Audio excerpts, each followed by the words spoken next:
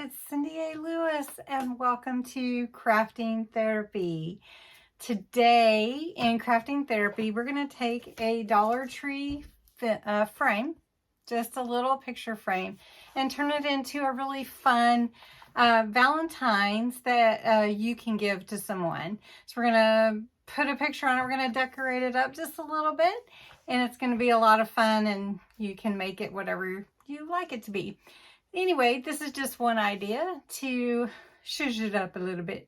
So thanks so much for joining. I appreciate it. I invite you to subscribe if you're interested. Love to have you as part of my YouTube family.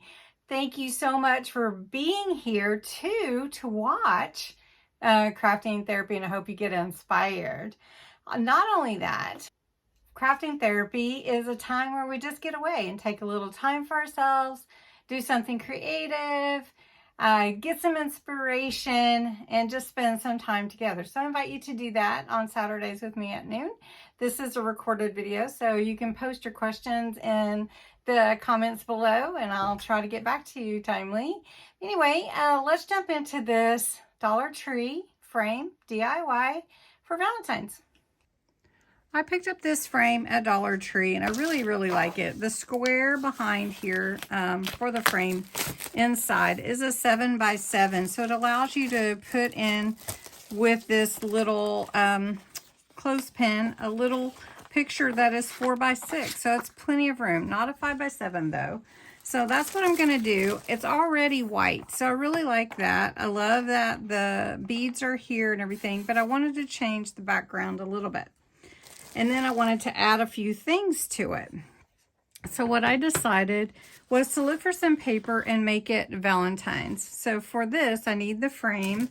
I also found one of these cute Volkswagen bug cars that says love, love, love. And I think they have them out right now too, but this was from my stash from last year. And I have some pretty carnations, just the bud. And then I also have some hearts I may or may not use, and then of course a picture. So the paper that I'm going to put in the background is from Echo Park. This is all I really have left of this paper that I had gotten. It is the Be Mine set. I had picked this up at Tuesday morning sometime back. It is double-sided. It has some really pretty papers. I couldn't decide which one to use, but I went with the polka dots because the beetle, the bug car, is sort of whimsical. So what I did was I cut out a 7x7. Let's see, I hid it here from you. And I'm just going to go ahead and go around the edges with some fuchsia ink. And I just wanted to give it a little bit of a color and interest from the side. So there we go. All right, so I've got that and ready to go. I mean, this is a super fast, not like our regular Crafting Therapy. So this is going to fit right in here, and you can see it just fits, and it gives a little bit of a frame to it, which is great. So all I'm going to do is put a little glue on the back. Now, you know that I really love the Collal glue. This is alcohol-based glue, and that's what I'm going to use because I don't want the tacky glue to seep in to anything. So I just want to use this glue, and I go close to the edge, but it will move out there. You know what I mean?